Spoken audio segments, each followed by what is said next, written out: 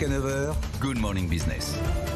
Sommet décisif aujourd'hui et demain à Bruxelles, durant lequel les chefs d'État et de gouvernement vont se pencher sur les profils qui occuperont les postes clés de l'Union européenne dans la prochaine mandature, les fameux top jobs. On est avec Geneviève Pons. Bonjour, vous êtes la directrice générale de l'Institut Europe Jacques Delors. Quelle est l'ambiance entre les chefs d'État? On s'est déjà accordé sur un certain nombre de noms. Pour Ursula von der Leyen, c'est déjà quasiment fait.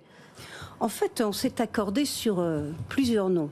Vous avez 6 chefs d'État et de gouvernement qui représentent les grands partis de la coalition qui a été au pouvoir pendant la précédente législature et en fait depuis des décennies, c'est-à-dire vous avez les sociaux-démocrates, vous avez les chrétiens-démocrates qui sont les plus forts, qui ont beaucoup gagné, et puis vous avez les libéraux un peu affaiblis.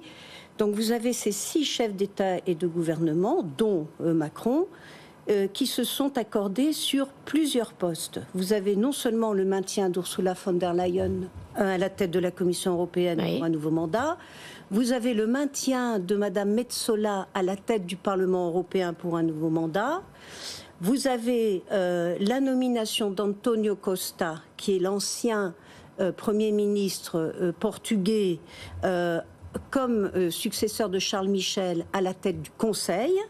Et puis vous avez Kaja Kallas, ancienne première ministre estonienne, pour succéder à Joseph Borrell à la tête de la diplomatie européenne.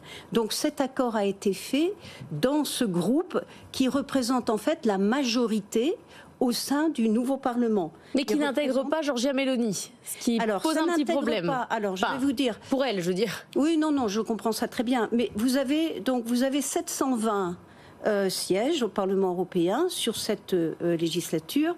Donc vous avez une majorité de 361.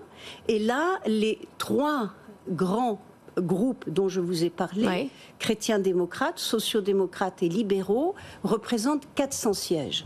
Donc ils ont une majorité, ils ont une légitimité. Madame Meloni proteste parce que par le jeu du rattachement d'un certain nombre de députés qui n'étaient pas encore inscrits dans un groupe, son groupe est devenu le 3e devant les libéraux qui se sont trouvés affaiblis. Cependant, les libéraux et les sociaux-démocrates ont dit « nous ne ferons pas d'alliance avec Madame Meloni ». Nous n'irons pas vers l'extrême droite. Donc elle proteste, mais peu importe en fait, si j'entends bien. Elle a le droit de protester, alors, mais ça ne change rien. Elle proteste, elle n'a pas l'intention, apparemment, elle n'a pas l'intention de s'opposer. Oui. Elle parle d'abstention. Et en fait, ce qu'elle veut pourrait avoir un veto. Non, elle pourrait ou pas? Non, elle n'a pas de veto parce que c'est de la majorité qualifiée. Traditionnellement, on cherche le consensus, mais si quelqu'un ne joue pas le jeu, la règle, celle qui est écrite dans les traités, c'est la majorité qualifiée. Donc elle ne pourra pas de toute façon l'empêcher, elle le sait très bien. Donc ce qu'elle essaye d'obtenir, compte tenu de la force de son groupe, elle essaye d'obtenir un poste de vice-président.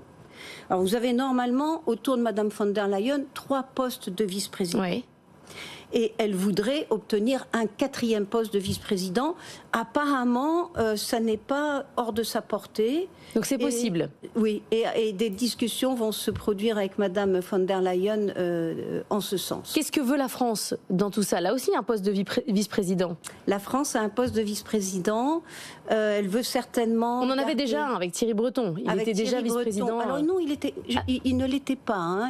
Il avait un poste de commissaire extrêmement important, vraiment extrêmement important. Mais pas officiellement vice-président. Voilà, exactement. Et les vice-présidents sous le mandat de Madame von der Leyen n'ont pas eu vraiment de pouvoir. Par exemple, Timmermans s'en plaignait beaucoup parce que elle a cette habitude qu'elle a eue dans toutes ses fonctions de travailler en tout petit comité et de ne pas associer qui que ce soit en dehors de son équipe proche aux décisions. Du coup, pour la France, qu'est-ce qu'il vaudrait mieux obtenir après?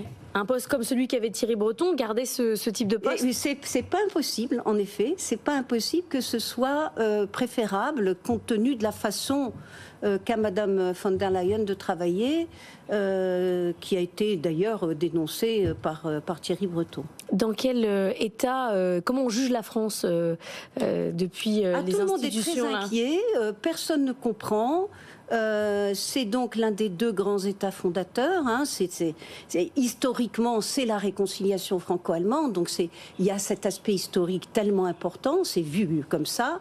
Et puis c'est aussi l'un des deux grandes puissances économiques derrière l'Allemagne. Donc que l'un de ces deux-là soit tellement affaibli.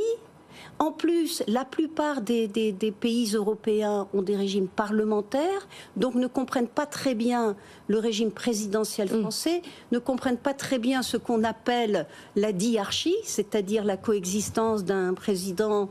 La cohabitation, c'est inconnu. Et donc la cohabitation est quelque chose de mystérieux et qui fait peur, et c'est incertain, évidemment. Évidemment, la perspective d'un Premier ministre Rassemblement national fait très peur, oui. Inquiète au Parlement européen. Mais juste